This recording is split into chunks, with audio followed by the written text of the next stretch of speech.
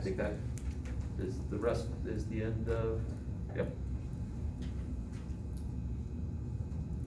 Questions, Luis, on, No, I'm trying to compare stuff right now. okay.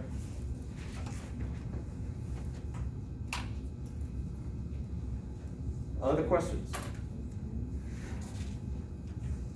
It doesn't just have to be Luis asking questions.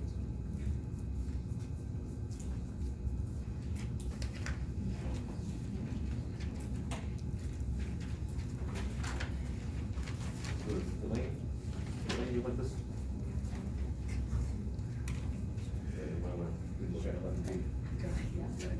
So Mr., like on number 7, 14 is, we can typically do 14 the same way as we did 7. 7 was the first one we did, right? Yeah, so I was wondering if 14 was this. There definitely, there's overlap there. So for 7, that's when I said draw the, yeah, so the third harmonic, so, And then 14. and then Oh, no, wait, that wasn't the one. 11. You guys are- The third harmonic for the 2 free ends, so I think that's 7C is the picture that you're drawing for 11A. Sorry, I meant 8. Oh, Remember 8, we were doing the ends with the vibrating, we were doing.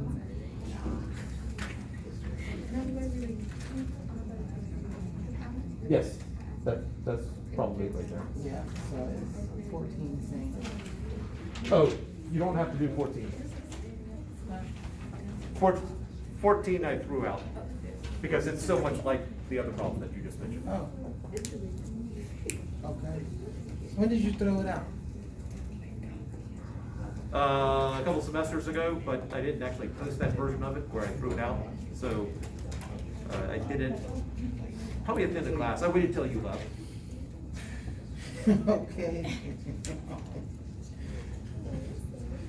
Okay. There's no harm in doing it. No, it's fine, it's your call. Sorry about that.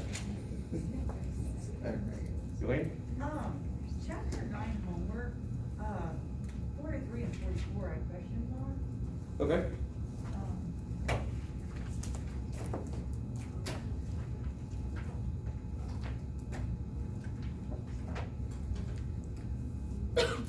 Which ones did you say? 43 and 44, chapter 19. Oh, 19. Sorry, I heard 9. Me too. I was just, oh, yeah, no. I was- Doing that in the past. Oh, it will come back and haunt you. I Don't worry. know. All right, so chapter 19, I was just curious because I was confused about you said, Two of them. sorry, 42, 43? 43 and 44. 43, 44, okay. All right. You got a follow-up to your question? Wait, I thought, yeah, where is it? I had my orders wrong because I thought for 43, I didn't understand why C would be less than D, because I thought D would be less than C, but I guess because C equals each other out, and D, I don't know. That's for 43. All right, so let's take a look at that one, so for 43. So this is from the textbook, problem 43.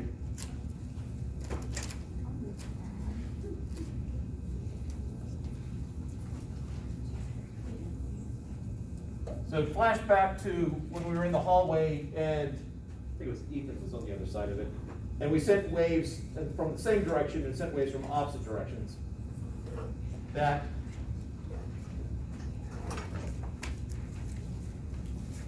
so we have a wave like this and a wave like this traveling in opposite directions. And then that was A. B. Traveling in opposite directions. And from visual inspection, it looks like that second wave, the second lump is just slightly bigger than the first one. And then that was B, C, and going up, and then going down. Yeah, trying to draw the waves the same size, opposite. then D.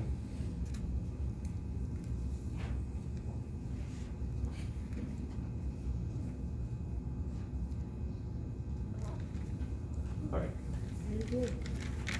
So the question is about ranking them from most to least on the basis of the height of the peak. So we end up with interference. In this case right here, constructive or destructive? Constructive? Yes. Here? Constructive?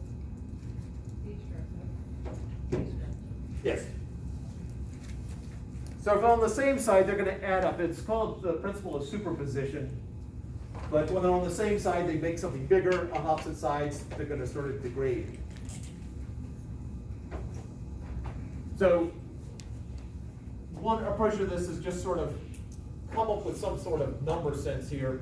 That, let's just say that that height there is 0.5, that height is 1.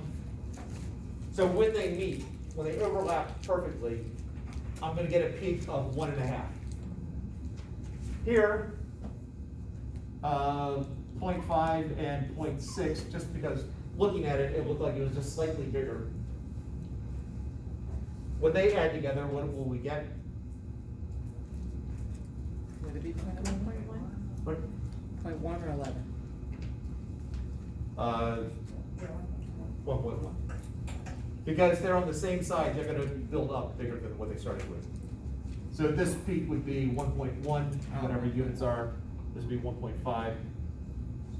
Here, if that's 0.5, underneath, we would consider negative. So when they overlap, I've already established it's destructive. And then here, if that's 0.5 and that's -1, you get -0.5. Now, then comes down to the wording of the question. Rank them from most to least on the basis of height of the peak. So the intent is to look at the absolute value of the height. Oh, absolute value, that's what I And so that's why D is bigger than C in that sense. Why would we do absolute, because of change, not positive or negative, just change? Right, I mean, basically peak being, from whatever 0 is to how far do you have to go to get to that? Because establishing positive, negative is arbitrary, which side's positive, which side's negative. I mean, this could just be that you're standing upside down when you look at this. So that's the intent. I would have liked you would have done slightly better wording on that, but. Thank you, that helps. Kimberly? Do we have to turn that in? No. Oh, okay. It's just if you wanna do it or what? Well, it's the resources there with answers for additional study. Oh.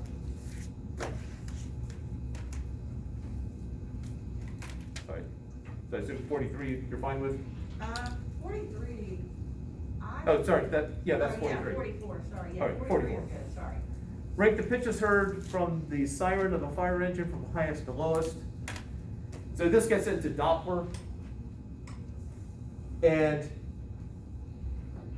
as the siren comes towards you, you'll hear a higher pitch, and as it goes away from you, it's a lower pitch. So then if you forget that, just imagine standing on the side of the road. You hear the cars go as it passes you. It does drop off when it's going away from you. So in 44, we're talking about a listener at 30 kilometers per hour. So we will assume that the listener is standing still, because it only mentions the fire engine traveling. So you're here.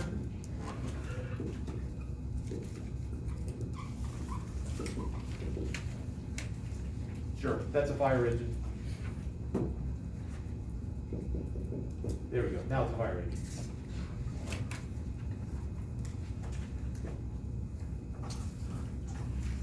And so A is coming towards the listener at 30 kilometers per hour.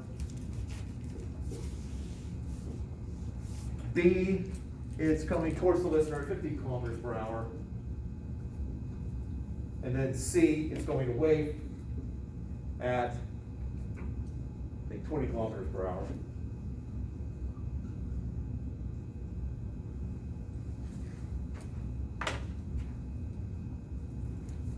Although I think properly it should be gauged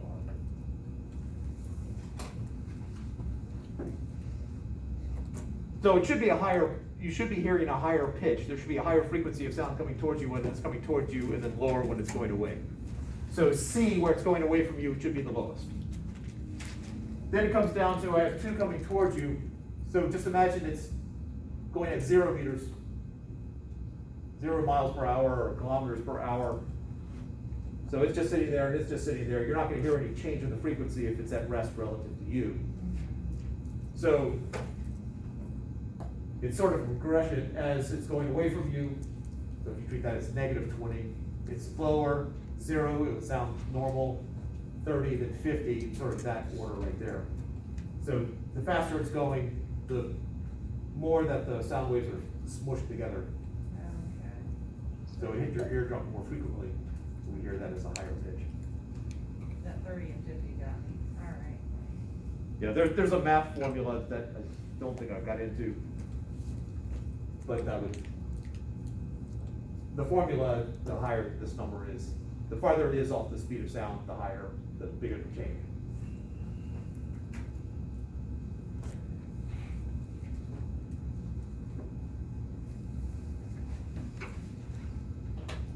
Thank you.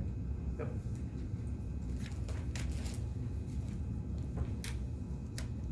Other questions?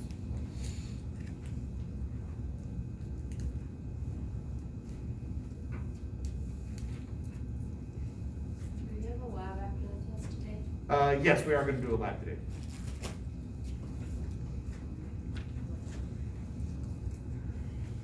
And I see that look of excitement.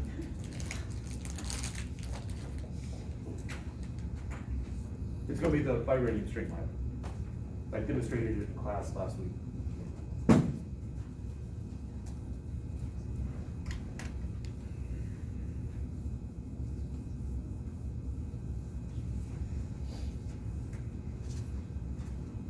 All right. In the absence of questions.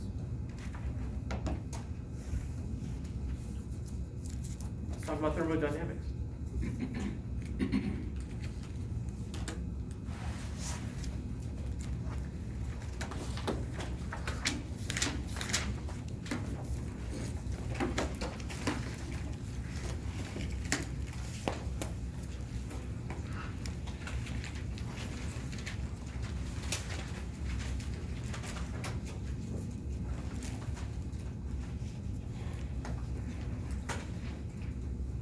I have a certain amount of, I have a block of, let's just imagine I've got an aluminum cube sitting in front of me, and it has a certain amount of energy.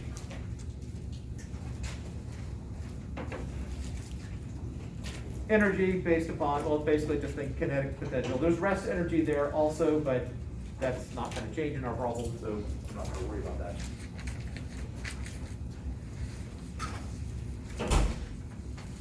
I put energy into it, and some energy comes out of it, as well as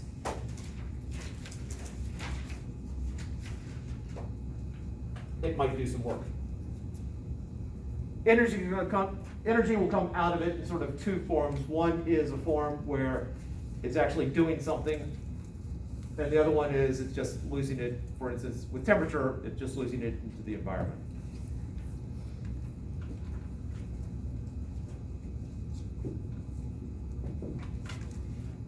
What's the final amount of energy? Now, potentially a bit abstract at the moment, so let's stick some numbers in here. So let's say it starts out, before I do anything, with 100 joules of energy. I pump 30 joules into it. 40 joules comes out in terms of temperature loss, or heat loss, and then we'll do 10 joules of work. I said picture a cube, but it could be a human with 100 joules of energy. Well, a human with 100 joules of energy is probably dead, but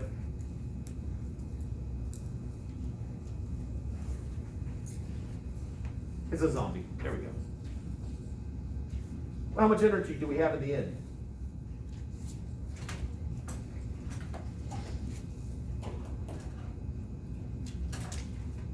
Maybe like 20 joules, Pardon? 20 joules, Not 20.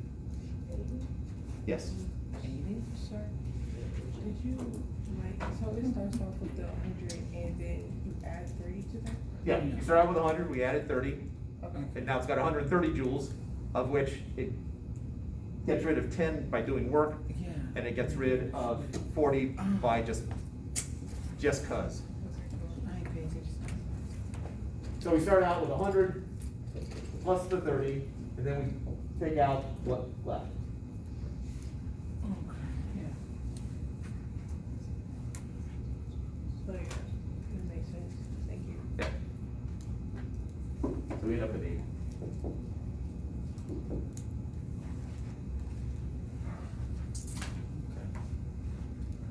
Now, physics would be fine if they just started the problems like that, but we gotta make it look more sophisticated. That does. That looks sophisticated. That 100 was just my initial energy, so that, I'm just E sub I. That 30 is what we stuck into it.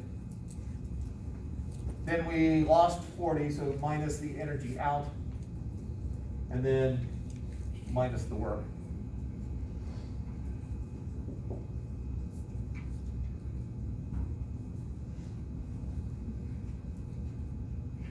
Except, these are the same old letters, so we got to use some different letters. I'm gonna subtract E sub I from both sides. So on the left-hand side, I have my final energy minus my initial energy. And what's the shorthand for that?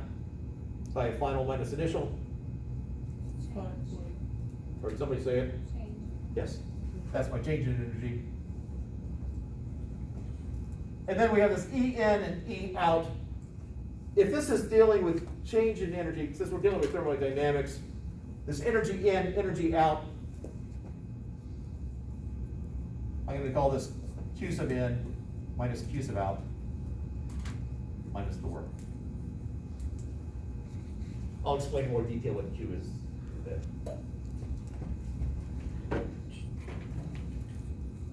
Now I can stick things on one side or the other, so I can stick work over on the other side if I want to by adding it. But in essence, this is the first law of thermodynamics.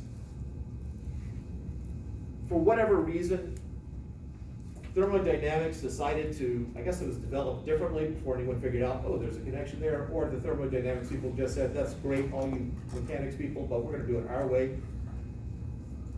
It's just conservation of energy. That's all this is.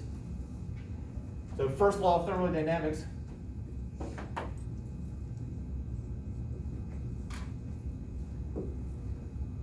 it's just conservation of energy.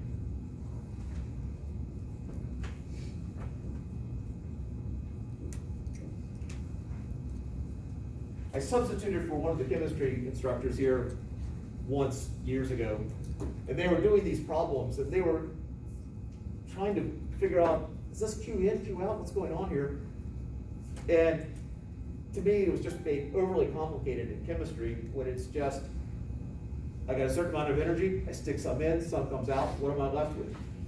It's just, energy's gotta be somewhere.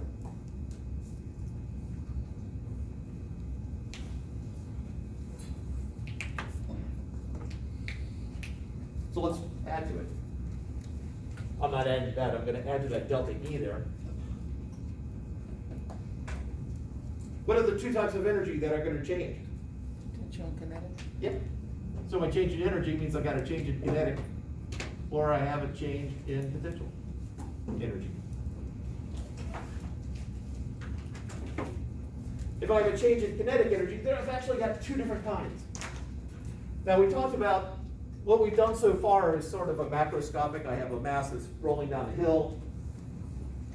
I'm just gonna call this change in kinetic energy macro.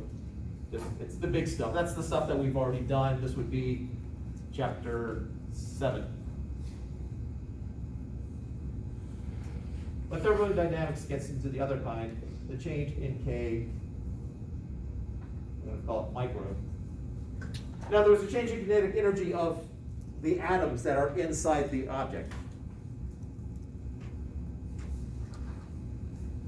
Now, two things happen when I change the kinetic energy of the objects inside, because the atoms are just vibrating around. If it's a gas, they're vibrating much more than if they're a solid. But the change at the microscopic level, actually submicroscopic, but at this level, we will see that as either a change in temperature and or a change in length. So if I take a cube and I heat it up, and I add energy to it, nothing's coming off of it, the temperature will change. So if I put energy in, it'll get hotter, but it'll also expand for most things. I think there's 6 substances that I saw listed that will shrink at times when you add energy into it. What is the most common substance that will shrink when you add energy into it?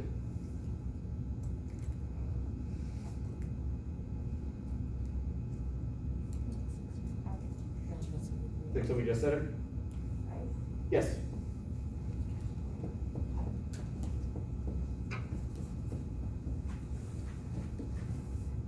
If you've ever put a glass jar filled with some liquid into the freezer, and then you come back later and the glass is broken, ice expands. Or if I put energy into the ice, it will shrink.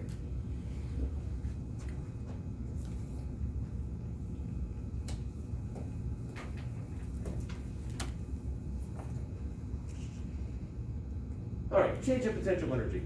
Potential energy is just basically, it's the energy related to where an object is. So if you're talking about on a microscopic level, this change in potential energy deals with how closely the atoms are relative to each other. And so if it's a solid, they're really close to each other. If it's a liquid, they're a little bit farther apart and they can move more freely. And if they're a gas, they don't interact much with each other. But